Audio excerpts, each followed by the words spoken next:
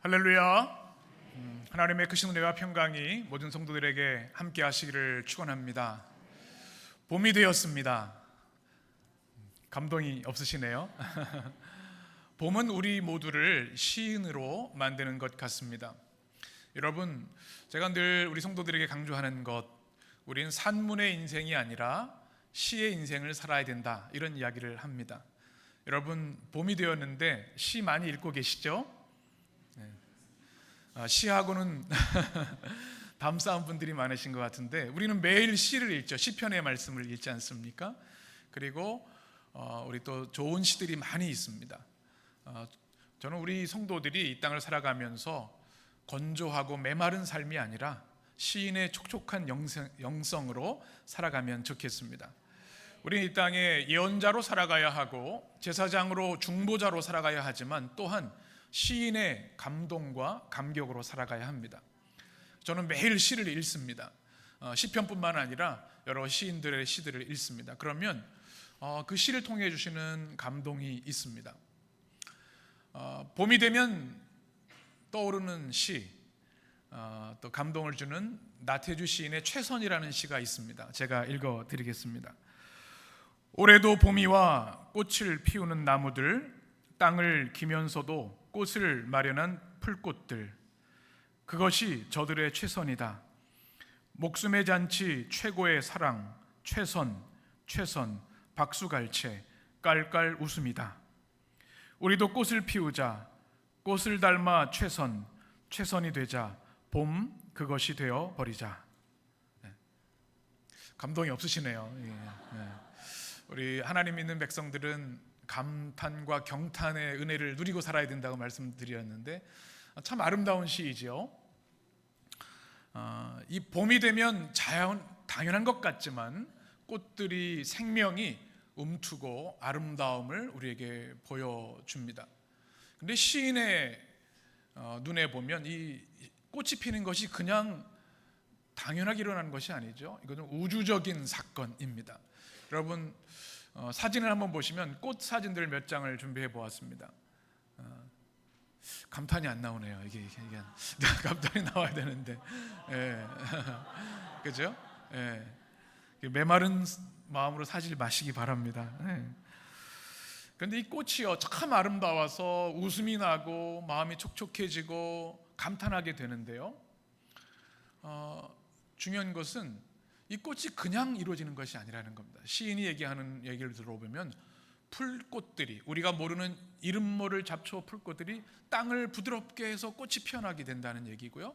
최선이라는 이야기, 또 최선의 사랑, 목숨의 잔치라고 얘기를 합니다. 한 꽃을 피우기 위해서 정말 많은 일들이 일어나고 생명의 역사가 일어나서 되어진다는 이야기이죠. 이 시를 보면서 우리 성도들을 향해 그런 기도를 했습니다. 하나님, 우리 성도들이 이 봄을 맞이했는데 얼어붙은 마음들에 주님의 성령의 따스함을 부어주셔서 마음이 푹신푹신해지고 그것에 싹이 트고 아름다운 꽃을 피우는 성도들이 되게 하여 주시옵소서. 그를 위해서 우리는 최선의 사랑, 목숨의 잔치를 해야 되는데 이것이 바로 예수님의 삶이셨습니다. 척박한 땅, 죄로 물들어 필멸과 심판의 삶을 살 수밖에 없는 인간을 위해서 우리 주님이 오셔서 최선의 사랑을 우리에게 주셨습니다. 목숨의 잔치로 십자가를 우리에게 주셨습니다. 그로 인해 우리에게 꽃을 피울 수 있는 삶을 주셨죠. 우리 해림의 성도들은 이 봄에 여러분의 삶에 또 가정에 아름다운 꽃을 피우는 성도들 되시기를 축복합니다. 특별히 사순절은 주님의 십자가의 꽃을 피우는 절기입니다. 꽃의 아름다움을 우리 삶을 통해 드러내야 되겠습니다. 우리 옆에 있는 분 여러분 얼굴 보신 적 있습니까? 우리 인간이 범하는 가장 큰 죄 중에 하나가 인간을 사물화하는 겁니다. 살아있는 하나님의 가장 최고의 작품이죠. 시이죠. 얼굴을 보면은요 감탄이 나오지 않습니까? 네. 우리 옆에 있는 사람들이 주님이 주신 꽃과 같이 아름다운 존재들인 줄 믿습니다. 우리 성도들은요 성경에서 주시는 메시지가 있습니다. 우리가 그저 아무 의미 없이 허망한 것을 쫓다 살아가는 그런 인생이 아니라 하나님이 창세전에 택하시고 때가 찬 경륜에 따라 주님의 십자가를 허락해 주셨고 그 보혈의 은혜, 우리 찬양하신 것처럼 그 능력으로 성령이 감동을 주셔서 우리가 그 주님을 믿고 영접할 수 있게 되었습니다. 예수님을 나의 주와 그리스도로 믿게 되었을 때 우리 안에 완전히 새로운 창조가 일어나는 거예요. 시적인 존재로, 하나님의 놀라운 축복의 존재로 우리가 살아가게 되는 거죠. 그것이 바로 성도된 우리들의 축복의 삶입니다. 베드로 사도가 그것을 1세기 성도들을 향해 우리에게 말씀하는 겁니다. 여러분, 그저 아무 의미 없이 목적 없이 살아가는 존재가 아니라 하나님의 영원하신 계획 가운데 세워주신 가장 존귀한 보석 같은 구원받은 하나님의 자녀들입니다. 이것이 우리에게 주신 주님의 축복인 줄 믿습니다. 우리가 그 은혜를 누려야 할 줄 믿습니다. 지난주까지 우리는 바로 우리에게 주신, 교회에 주신 세 가지 축복에 대해서 말씀을 나눴습니다. 주님이 우리에게 무엇을 주셨습니까? 산소망을 주셨습니다. 그렇죠? 크신 긍휼하심과 예수 그리스도의 십자가와 다시 사시는 부활의 능력으로 우리를 거듭나게 하셔서 살아있는 강력한 소망을 우리에게 주셨습니다. 그리고 썩지 않고 더러워지지 않고 쇠하지 아니하는 하늘의 기업을, 유산을 우리에게 주셨습니다. 또 환난과 어려움이 있다 할지라도 하나님의 능력으로 주의 백성들을 완전하게 보호해 주시는 축복을 주셨다고 말씀했습니다. 그러니 우리가 어떻게 찬양하지 않을 수 있겠습니까? 그래서 베드로 사도는 찬송하라고 우리에게 말씀합니다. 여러분, 우리에게 주신 이미 주신 은혜들을 늘 감사하고 기억하고 또 그 은혜를 누리며 사셨으면 좋겠습니다. 이런 이야기가 있습니다. 한 청년이 아주 세계에서 가장 최고급의 유람선 크루즈 여행 초대권을 받았습니다. 그래서 떨리는 마음으로 그 배에 타게 되었는데요, 들어가 보니까 너무너무 화려하고 식당도 좋고 카페도 좋고 또 숙소도 아름다운 거예요. 그런데 왠지 너무 비싸 보이니까 선뜻 이용을 하지 못하는 겁니다. 밥을 제대로 먹지 못하고 그냥 물로 배를 채우고 또 그냥 공짜로 온 캔디 같은 거나 먹고, 잠도 방에 들어가서 자야 되는데 비싸 보여서 그냥 의자에 누워서 자고 있었습니다. 이제 4박 5일의 일정이 끝나는 날 한 신사가 묻지요. 자네 왜 이렇게 잘 먹지도 않고 잠도 이렇게 의자에서 자는 건가? 그랬더니 너무 저는 돈이 없어서 이게 이용하기가 겁이 나서 그냥 비싸 보여서 이렇게 지냈습니다. 그랬더니 하는 얘기가, 그 초대권 안에 이 모든 비용이 다 들어있는데 무엇 한 거냐고 이렇게 안타까워했다는 이야기입니다. 우리는 이미 하나님께서 주신 많은 은혜와 축복들을 받아 누리는 사람들인 줄 믿습니다. 그걸 누리지 못하면 얼마나 안타까운 일입니까? 우리 해림의 성도들, 주님께서 이미 주신 은혜들 인해서 정말 목이 터져라 감사하고 찬양하며 경배하는 여러분 되시기를 축원합니다. 뿐만 아니라 우리는 그 은혜를 받았기 때문에, 그 축복을 받았기 때문에 삼위 하나님의 은혜, 하나님의 미리 아심과 성령의 거룩하게 하심과 예수 그리스도의 핏부림으로 인해서 산소망과 하늘의 소망과 하나님이 주시는 완전한 보호를 우리가 받았기 때문에 이 땅에서 사는 세상 사람들과는 다른 삶을 살아야 합니다. 어떻게 살아야 되는가? 오늘 두 가지로 성경은 우리에게 말씀하고 있습니다. 첫 번째, 우리 함께 따라 하겠습니다. 오히려 크게 기뻐하라. 이런 은혜를 받은 사람이라면 베드로 사도는 크게 기뻐하는 삶, 기뻐하는 삶을 살아야 된다 말씀합니다. 여러분, 매일 기쁨의 삶을 살고 계시죠? 우리 삶을 살다 보면 얼마나 바쁜 것이 많고 문제도 많은지요. 기쁨을 잃어버리고 살 때가 참 많은 것이 사실입니다. 특별히 1세기 성도들에게는 이 말이 와닿지 않았을 겁니다.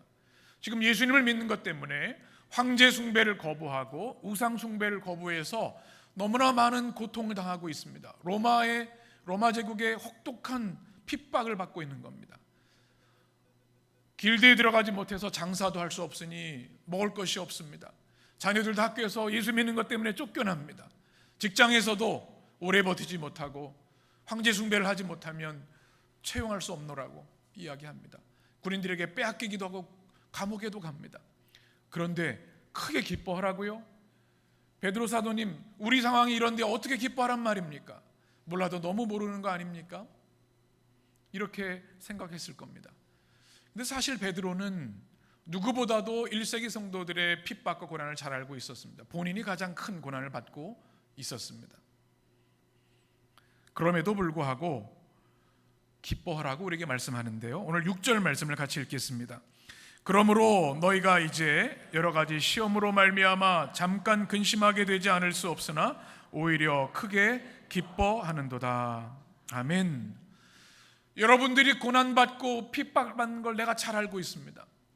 잠을 잘 수 없고 눈물이 끊이지 않는 여러분의 고통을 나도 압니다. 그런데 기억하십시오. 여러분이 받는 여러 가지 모든 시험 잠깐입니다. 그것이 지난 후에 하나님이 주시는 위대한 축복이 있고, 아니 이미 여러분은 이 고난을 이길 수 있는 큰 축복을 받은 사람들입니다. 그러니 기뻐하십시오. 이렇게 말씀하고 있습니다. 우리 인생에도 생각을 해보면 기뻐하고 싶지만 삶의 무게가 너무나 무겁습니다. 때로는 잠 못 이루는 일들이 있고 눈물이 마르지 않은 일들도 있습니다. 한 가지 문제가 해결되면 또 한 가지 문제가 우리를 쫓아옵니다. 그런데 이 고난도 잠깐이라고 이야기합니다. 이것을 우리는 기억해야 되겠죠. 여러분, 요즘 우리 유아실, 영화부에 가보면요, 아이들이 참 많습니다. 갓난 아기들도 많고요. 한번 꼭 그 아이들, 천사들을 찾아가 보시기 바랍니다. 얼마나 예쁜지 몰라요. 아이들이 참 보석같이 예쁘게 잘 자라고 있습니다. 그런데 엄마들을 생각하면 출산의 고통이 있잖아요. 그렇죠? 그런데 출산의 고통을 이기고 아이가 태어났을 때 그 환희와 기쁨을 알기 때문에 그것을 견딥니다. 제가 군대 훈련을 받았던 생각이 납니다. 제가 28살에 군대를 갔으니까요. 이제 안수 받고 이제 군종 장교로 훈련을 받는데 12주를 받았습니다. 100km 행군도 하고 너무너무 힘들더라고요. 중간에 포기하는 분들도 많이 계셨습니다. 응급실에 실려가는 분도 계셨고 또 포기하는 분들도 계셨어요. 그런데 좀만 더 참아보자. 교회에서 인사하고 왔는데, 이제 창천교회 신촌에 서대문지방 부목사였는데 도중에 포기하고 돌아가면 뭐 할 말이 없는 거예요. 그래서 끝까지 견뎠습니다. 그랬더니 이제 나중에 군목으로 임관을 해서 최전방 철원으로 가서 목회할 때 얼마나 기뻤는지 모릅니다. 우리 군선교회 늘 기도했었는데 장병들을 보면서 행복한 목회를 했던 기억이 있습니다. 우리의 삶의 고난이 끝이 없어 보입니다. 이것이 끝날까? 그런데 반드시 끝이 있다고 성경은 말씀합니다. 그리고 고난받을 때, 핍박받을 때, 어려움을 당할 때 주님은 우리에게 더 가까이 찾아오십니다. 우리의 영혼을 깨워서 우리의 가까이 오시는 주님을 우리가 만나면 주님은 우리에게 용기와 또 새로운 희망과 또 축복을 우리에게 부어주십니다. 그 고난을 이기고 고난 후에 주시는 기쁨을 누리게 하신다는 겁니다. 시편 30편 말씀입니다. 같이 읽겠습니다. 주께서 나의 슬픔이 변하여 내게 춤이 되게 하시며 나의 베옷을 벗기고 기쁨으로 띠우셨나이다. 아멘. 슬픔을 무엇으로요? 춤으로. 베옷을, 슬픔을 주님께서 기쁨의 띠로 바꿔 주신다. 하나님의 백성들은 이것을 알기에, 믿기에 잠시뿐인 고난을 믿음으로 견뎌냅니다. 케르케고라라는 사람이 이런 이야기를 했습니다. 슬퍼하는 데는 도덕적 용기가 필요하다. 기뻐하는 데는 신앙적 용기가 필요하다. 여러분, 슬퍼하는 데도 용기가 필요한 걸 아십니까? 슬퍼할 일이 있을 때, 아픈 사람이 있을 때 우리가 같이 아파하려면요, 그것도 용기가 필요한 겁니다. 그런데 우리가 기뻐하는 것도 믿음의 용기가 필요하다는 겁니다. 우리의 기쁨을 빼앗고 잠식하는 것들과 대적해서 하나님 주신 기쁨을 지켜야 되기 때문에 그렇습니다. 유대인 신학자 조나선 섹슨이라고 하는 유명한 학자가 있습니다. 템플턴 상을 받았던 분인데 그는 이렇게 이야기합니다. 그의 책의 내용을 제가 인용해 드립니다. 인생은 슬픔과 실망, 문제와 고통으로 넘쳐나지만 그 아래에서 우리가 아름다운 우주 안에 살고 있고 하나님이 얼굴의 흔적을 자신들 속에 지니고 살아가는 사람들과 더불어 살아간다는 것은 경이로운 일입니다. 교회 공동체죠. 그러하기에 어떤 상황에서도 기쁨을 놓쳐서는 안 된다. 기쁨을 놓치는 것은 모든 것을 놓치는 것이기 때문이다. 여러분, 이 말이 어떻게 여겨지십니까?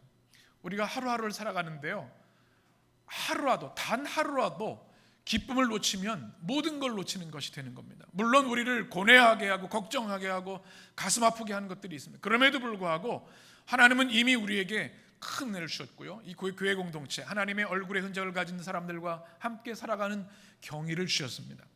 믿음의 공동체, 기도해 주는 사람들이 있습니다. 그러니 어떻게 해요? 기쁨을 하루라도 놓치면 안 됩니다. 모든 것을 놓치는 것이 되기 때문에 그렇습니다. 그래서 베드로는 오늘 보게 되면 성도들이 어떻게 기뻐해야 되는가 한번 따라해 보실까요? 오히려 기뻐하라. 안 좋은 일이 있어도, 또는 우리를 힘들게 하는 고난이 있어도 어떻게 해요? 오히려 기뻐하라. 그럼에도 불구하고 기뻐하라. 사도 바울과 실라가 감옥에 갇혔을 때에도 찬양하고 기도하고 기뻐했을 때 땅에 지진이 일어나고 옥문이 열렸고 많은 이들에게 구원의 간수에게 복음을 전했던 사건을 기억합니다. 우리 성도들 어려움이 찾아올 때 오히려 기뻐할 수 있는 믿음이 있게 되기를 축원합니다. 또 하나는 뭐냐면 한번 따라해 볼까요? 크게 기뻐하라. 그냥 조금 기뻐하는 게 아니라 크게 기뻐하라는 말입니다. 이 기뻐하라는 단어, 성경의 언어를 보시면 아갈리아오라는 단어인데요, 기뻐, 날뛰다, 미칠 듯이 기뻐하다. 여러분 그래 보신 적 있으시죠? 기쁨이 없이 살아가시나요? 기뻐, 날뛰다, 미친 듯이 기뻐하다. 저는 이 현장을 지난 해림가족 윷놀이 축제에서 보았습니다. 윷놀이 하는데 막 윷이 나오면요, 저분이 저렇게 활달하신 분이었나, 막 목소리가 쩌렁쩌렁하고 막 춤을 추시고 그래요. 근데 하나님이 창조하실 때 우리 그런 존재로 삼으셨어요. 일주일 동안 살아가면서 그런 삶이 없으면 얼마나 안타까워요. 기쁨을 놓치면 뭐라고요? 모든 걸 놓치는 거예요. 윷놀이 대회에서 청년부가 1등을 했습니다. 우리 현태 형제를 제가 10년 동안 보아왔는데 제가 본 얼굴 중에 가장 행복한 10년 동안.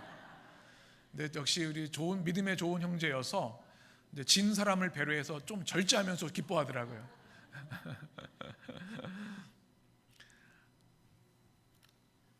성경이 우리에게 기뻐하되 미친 듯이 기뻐 날뛰며 기뻐하라고 말씀하고 있습니다. 하나님의 은혜를 우리가 체험하고 영의 눈이 띄어지면 그 기쁨을 우리는 소유하고 누릴 수 있는 것이죠. 성도들은 어떤 사람들인가? 하나님을 기뻐하는 사람들입니다. 아멘이시죠? 하나님의 하나님 되심을 기뻐하는 사람들, 하나님 한 분만으로 기쁨을 누리며 살아가는 사람들이 성도입니다. 또 하나님의 백성들, 성도들은 어떤 사람들입니까? 하나님이 이미 우리에게 주신 은혜들을, 축복들을 인하여 감격하며 감사하는 사람들입니다. 삼위 하나님의 구원의 은혜, 우리 주신 산소망과 영원한 유업과 하나님의 보호하심을 인해서 우리는 기뻐 뛰는 사람들입니다. 또 하나님의 백성들은 하나님의 말씀 때문에 기뻐하고 주님을 예배하는 공동체 때문에 기뻐하는 사람들입니다. 그 유대인 축제 중에 심핫 토라라고 하는 축제가 있습니다. 한번 사진 한번 보시면요, 이것은 rejoicing the Torah, 하나님의 말씀을 기뻐하라는 그런 선언을 하는 겁니다. 초막절 마지막 날에 하는 잔치이죠. 다윗이 잃어버렸던 말씀 그 언약궤를 예루살렘으로 들어올 때 어떻게 해요? 춤추며 기뻐했습니다. 그 기쁨을 재현하는 건데, 지금도 그 다음 사진 한번 보여주시면 성경 두루마리가 들어올 때 사람들이 춤추며 기뻐하며 환호성을 지릅니다. 그 다음 사진 한번 보여주실까요? 여기 단가요? 네. 그래서 말씀 중심으로 사람들이 7바퀴를 옮기면서 찬양하고 기뻐합니다. 여러분, 하나님 말씀 때문에 이렇게 기뻐 뛰며 기뻐해 보신 적 있으십니까? 이 독일 경건주의들의 예배를 보면 예배 시간에 성경이 앞으로 항상 들어옵니다. 임예자들과 함께. 그럼 사람이 다 일어나서 기쁨으로 찬양하면서 예배를 시작하는 경우가 있습니다. 하나님의 말씀이 우리 가운데 있다고 하는 것, 또 함께 예배하는 공동체가 있다고 하는 것, 우리에게 가장 큰 기쁨이요 축복인 줄 믿습니다. 예배의 가장 중요한 자세는 무엇입니까? 기쁨입니다. 우리 온 존재를 하나님께 산 제물로 바치고 주신 은혜의 말씀을 받고 성찬을 받고 찬양하고 기도하는 이 모든 예배의 중심에는 우리 주님의 십자가를 통해 주신 이 구원의 기쁨인 줄 믿습니다. 신명기 28장에 보면 주님께서 백성들을 심판하신 이유에 대해서 이렇게 말씀하십니다. 28장 우리 47절 같이 읽겠습니다. 내가 모든 것이 풍족하여도 기쁨과 내 하나님 여호와를 48절에 보니까 내가 줄이고 목마르고 헐벗고 모든 것이 부족한 중에서 여호와께서 보내사 너를 치게 하실 적군을 섬기게 될 것이라. 무서운 심판에 대한 말씀인데요, 그 심판의 이유가 무엇인가 하면 기쁨과 즐거운 마음으로 하나님을 섬기지 아니하는 죄 때문입니다. 우리가 믿음 생활하면서 때로 하나님을 기뻐하고 감사하며 예배하는 그 기쁨과 감격을 잃어버릴 때가 있습니다. 그것도 죄가 될 수 있음을 우리는 기억해야 합니다. 주님을 사랑하되 기뻐하되 예배하되 진정한 기쁨으로 주님을 예배하는 우리 성도들 되시기를 축원합니다. 최고의 영성은 병든다를 일으키고 땅을 갈라지게 하고 바다 위를 걷는 것이 아닙니다. 최고의 영성은 그리스도의 십자가의 은혜를 알기에 기뻐하는 영성, 기쁨을 잃어버리지 않은 사람들이 최고의 믿음의 사람들입니다. 우리 에림교회가 기쁨의 교회가 되기를 원합니다. 우리 성도들 한 사람 한 사람이 기쁨의 사람들이 되기를 원합니다. 여러 가지 시험이 없을 수는 없지만 잠시뿐이라고 주님이 말씀하십니다. 그러니 오히려 크게 기뻐하라, 이 말씀에 아멘이 되시기를 축원합니다. 또 하나님의 놀라운 은혜와 축복을 받은 사람들은 어떻게 살아야 되는가? 금보다 귀한 믿음으로 승리하라고 주님이 말씀하십니다. 여러분 금 좋아하시죠? 크게 말씀하신 분들이 몇 분 있으시네요. 뭐 여러 가지 보석도 있지만 금이 참 소중하죠. 그래서 우리는 뭐 청혼할 때도 금 반지 가지기 하기도 하고요. 또 뭐 축하할 일도 뭐 돌반지도 금을 주기도 합니다. 집에 이런 금괴짝 다 있으시죠? 네. 사람들이 왜 금을 좋아하는가? 나무도 썩고 또 모든 것이 다 풀도 사라지는데 금은 변하지 않아요, 그렇죠? 그래서 그것을 소중히 여기는 가치를 가지고 있습니다. 그런데 오늘 베드로는 7절 말씀에서 금보다 귀한 믿음이 있다고 우리에게 말씀합니다. 우리 7절 같이 읽습니다. 너희 믿음의 확실함은 불로 연단하여도 없어질 금보다 더 귀하여 예수 그리스도께서 나타나실 때에 칭찬과 영광과 존귀를 얻게 할 것이니라. 아멘. 금보다 귀한 믿음에 대해 말씀하시면서 믿음의 확실함이라는 말씀을 우리에게 말씀합니다. 믿음의 확실함이라고 하는 것이 우리 개역 성경에는 믿음의 실현이라고 번역을 했었는데 굉장히 중요한 말씀입니다. 우리 성경의 언어는 도키미온이라고 하는 단어입니다. 그것은 뭔가 하면 증거라는 뜻입니다. 확실한 증거. 그런데 그것이 그냥 주어진 것이 아니라 여러 시험, 철저한 검증을 통해서 이게 진짜 믿음이구나 인정받는 것을 말합니다. 그걸 믿음의 확실함이라고 말합니다. 그것이 금보다 더 귀하다 말씀합니다. 여러분, 제가 예전에 철원에 오레오 공장, 오레오 과자, 초코 과자 있죠? 거기 초대받아서 견학을 간 적이 있습니다. 지금도 군침이 도는데요. 거기 가면 반경부터도 달콤한 냄새가 납니다. 밀가루에다가 뭐 여러 가지 설탕 섞어서 막 반죽을 하고요. 모든 전 과정이 이게 자동화되어 있습니다. 반죽부터 해서 뭐 굽고 또 뭐 포장하는 것까지. 제가 이거 보면서 참 대단하다. 이 과자가 그냥 나오는 게 아니구나. 그런데 사람의 손이 별로 필요 없는데 마지막에 검수하는 분들이 계세요. 어떻게 그 많은 것 중에 딱 깨어진 거, 좀 약간 삐뚤어진 것도 다 찾아내시더라고요. 그리고 완전히 합격이 돼야 포장으로 들어갑니다. 이게 뭐예요? 도키미온이라는 단어입니다. 여러 모든 과정을 통해서 이거는 됐어, 확인된, 확증된, 검증된 거라는 얘기입니다. 여러분 자동차도 마찬가지죠. 모든 부품들이 다 조립이 되고요. 나중에 막 브레이크부터 시작해서 다 훈련합니다. 뭐 하나라도 문제가 생기면 출시가 될 수 없어요. 위험하기 때문에. 합격해서 이제 됐어 하는 게 뭐예요? 도키미온입니다. 검증된, 확실한. 도자기 장인들이, 도예가들이 도자기를 굽습니다. 우리 눈에는 다 괜찮아 보이는데 합당하지 않은 것들은 다 깨버리고요, 수십 개 중에 하나 정도 나옵니다.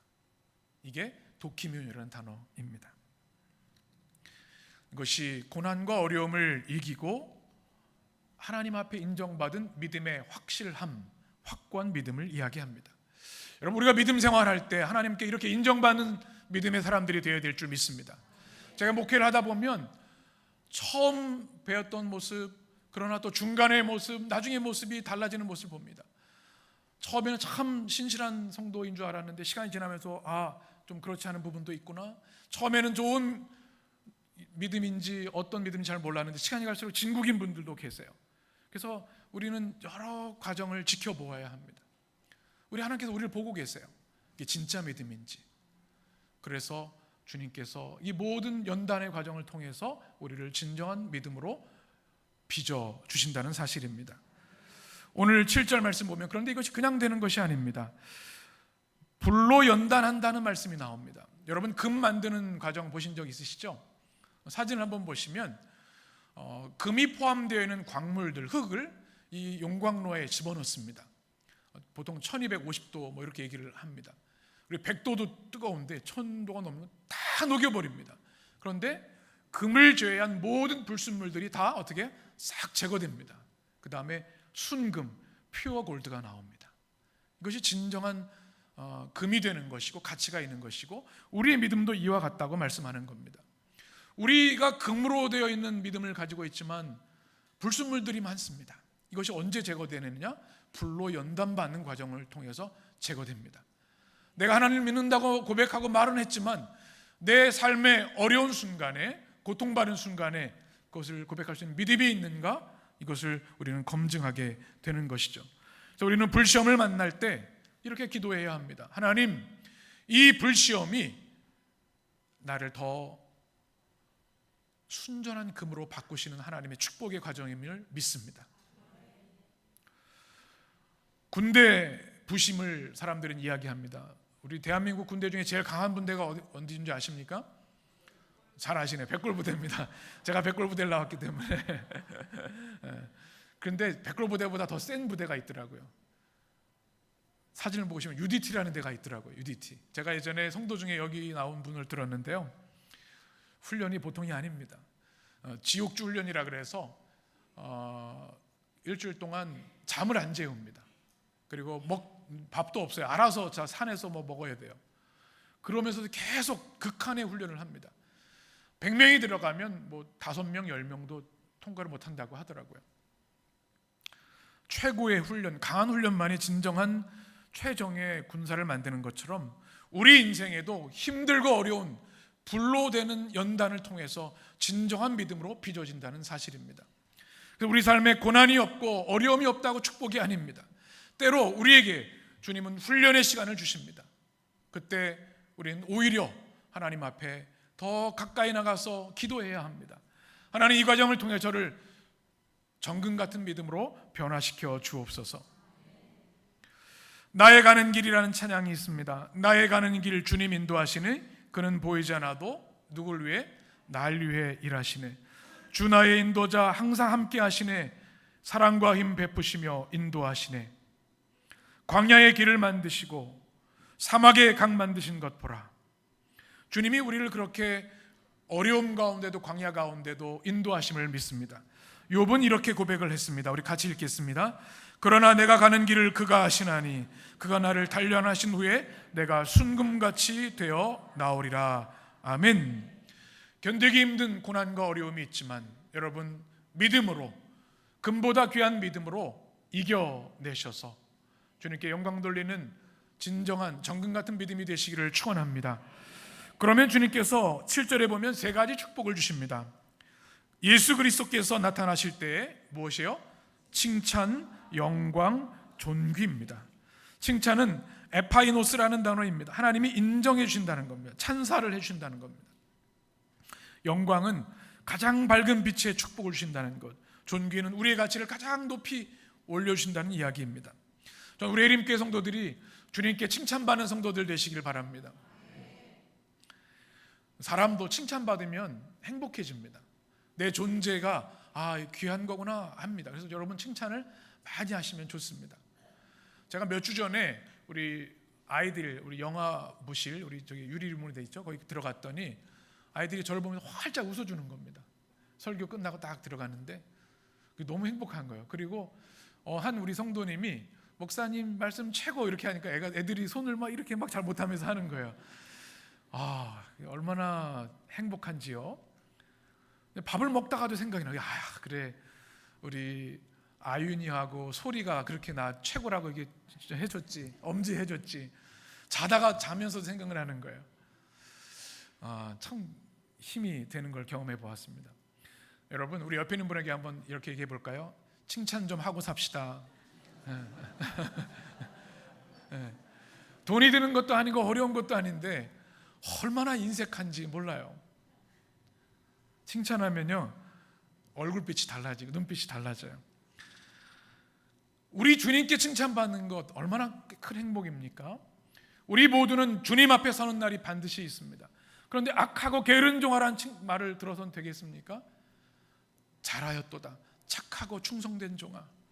주님의 칭찬받는 여러분 되시길 바랍니다. 또 영광을, 주님께 주시는 영광을 받아야 합니다. 차준환 선수가 우리 동계아시안 게임에서 금메달 딴 모습 보면서 참 기쁨이 있었습니다. 개인과 가문의 영광이기도 하지만 우리 나라의 영광이잖아요. 그런데 그것과 비교할 수 없는 영광을 주님이 주의 백성들에게, 혹독한 불시험을 이겨낸 사람들에게 주신다고 말씀합니다. 또 세상에서 가장 존귀한 존재로 우리를 삼아주신다고 말씀합니다. 이 축복의 은혜가 우리 모든 성도들에게 임하게 되기를 축원합니다. 톨스토이는 살아갈 날들을 위한 공부들이라는 책에서 어린아이같이 성장하는 것에 대해서 이런 글을 남겼습니다. 어린아이처럼 자라는 영혼, 인간의 삶은 겨울에서 봄에 이르는 계절의 변화와도 같다. 비가 촉촉히 내린 후 새싹이 나오고 나뭇잎이 돋아난 후 꽃이 피고 열매를 맺는 것이다. 모든 생명체는 어떻게 해요? 끊임없이 살아있는 것은 성장하는 겁니다. 우리 영혼은 어린아이같이 자라나는데 이것은 한 개인의 영혼이나 모든 사람의 영혼이나 똑같다. 여러분, 아이들이 자라는 거 보면 얼마나 예쁜지 몰라요. 한 주 한 주가 달라요. 훌쩍 커버립니다. 우리 영혼도 어떻게 해요? 어린아이처럼 성장해야 된다고 깊은 영성가 톨스토이는 이야기합니다. 이 사순절기, 은혜 사순절기가 시작되었습니다. 하나님의 은혜가 압도적으로 쏟아지는 이 십자가와 부활의 절기에 우리 예림의 모든 성도들의 심령에 어린아이가 자라는 것처럼 여러분의 영혼과 믿음이 자라게 되기를 간절히 축원합니다. 이를 위해서 우리는 기도해야 합니다. 은혜의 사순절, 우리 모든 기독교인들은 세 가지에 집중했습니다. 첫 번째는 기도하는 겁니다. 기도. 여러분, 기도 많이 하시죠? 만약 기도의 자리를 잃어버렸다면 이 사순절기에 반드시 회복하셔야 합니다. 매일 개인의 기도 시간을 구별하고 기도하는 장소를 구별하셔서 여러분 꼭 기도하시기 바랍니다. 또 사순절 기간 동안만이라도 우리 금요기도, 사순절 금요기도에 우리 함께 나와서 기도하기를 원합니다. 두 번째는 금식입니다. 사순절에 목사님 저 배고픈 거 못 견뎌요, 다른 건 다 해도 금식은 못 해요, 그런 분도 계실지 몰라요. 우리를 위해 십자가 달리신 그 주님을 기억하며 여러분 금식할 수 있는 이 사순절이 되셨으면 좋겠습니다. 또 하나는 섬김입니다. 금식한 그 은혜, 그 곡식을 가지고 어려움을 당하는 이들을 주님의 사랑으로 섬길 수 있다면 주님이 가장 기뻐하시는 일인 줄 믿습니다. 사순절기에 우리 믿음의 성도들의 믿음이 아름답게 성장하게 되길 원합니다. 그리고 힘들고 어려운 일들이 많이 있지만 오늘 주신 것처럼 이미 우리에게 주신 삼위 하나님의 축복과 우리에게 주신 산소망, 하늘의 유업, 우리에게 주신 완전한 보호의 축복을 인하여서 여러 가지 시험 중에도 오히려 기뻐하는 성도들 되시기를 축원합니다. 또 불의 연단과 시험이 있다 할지라도 끝까지 믿음으로 인내하며 이기셔서 금보다 귀한 믿음으로 주님께 인정받는 그래서 칭찬과 존귀와 하나님의 은혜를 덧입는 성도들 되시기를 축원합니다. 기도하겠습니다.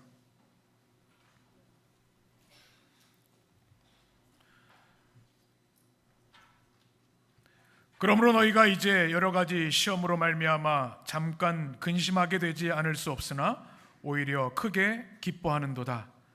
너희 믿음의 확실함은 불로 연단하여도 없어질 금보다 더 귀하여 예수 그리스도께서 나타나실 때에 칭찬과 영광과 존귀를 얻게 할 것이니라.